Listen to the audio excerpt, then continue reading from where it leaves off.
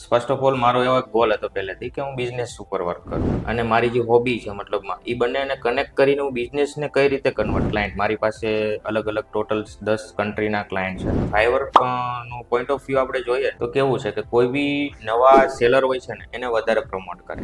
જો તમે મારો પોઈન્ટ એક તમે વિચારો હશે કે મેં 90% ડિસ્કાઉન્ટ આપ્યું બટ મેં $50 નીચે વર્ક નથી કર્યું.